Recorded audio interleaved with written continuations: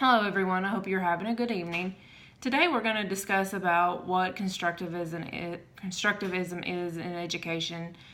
Constructivism is learning to use the basis that all people have their own understanding and that you cannot make them believe anything that they cannot construct themselves. Constructivism puts a major emphasis on students doing their own thinking and emerging into their own thoughts, into their own theories with the world around them.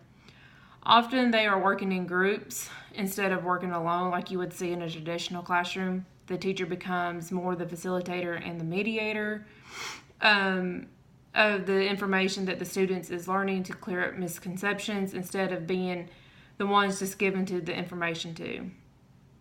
Students explore without specific instruction or direction in a constructivism classroom, and they're using this information to gain that they gain from exploration, and they decide for themselves what is the best way they progress through learning.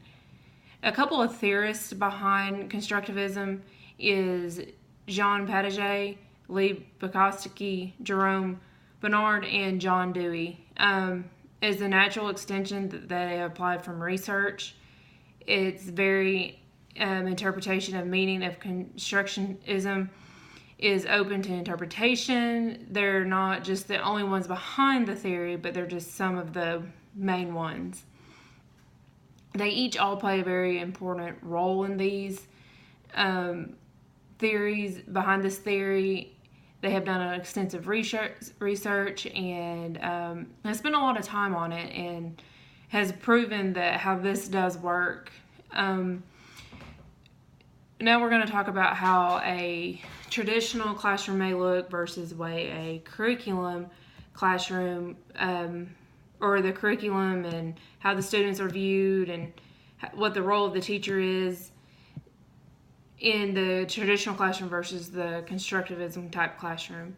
The curriculum in the traditional classroom is weighed heavily on a fixed curriculum, relies on textbooks, workbooks, and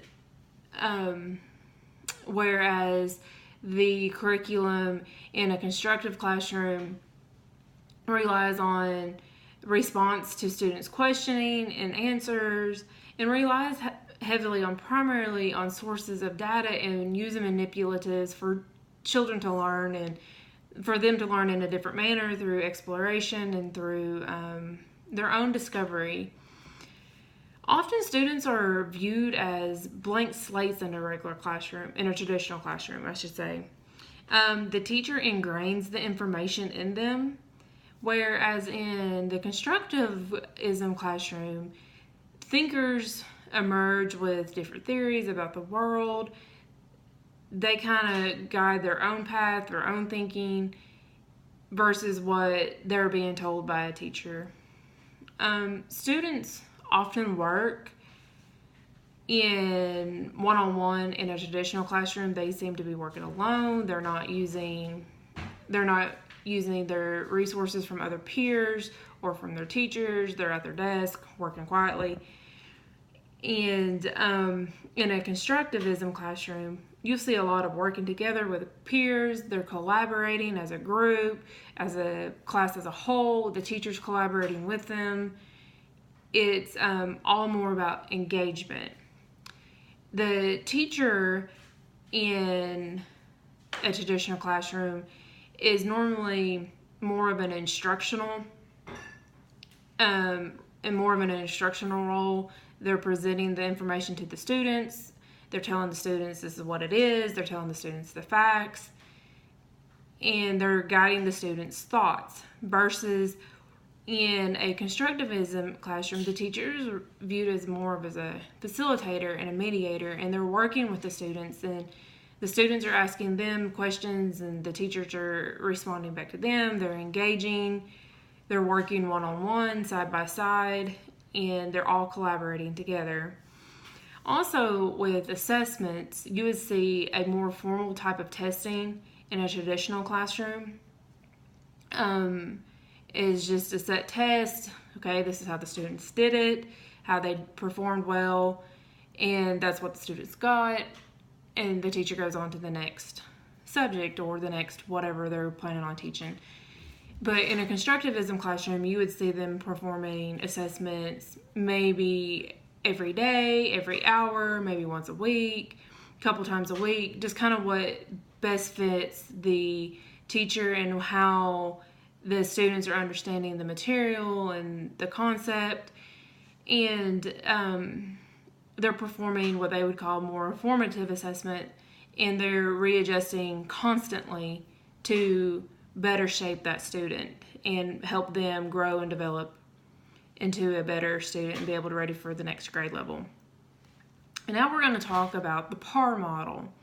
The PAR model represents of 3 different parts. It's present, apply, and review.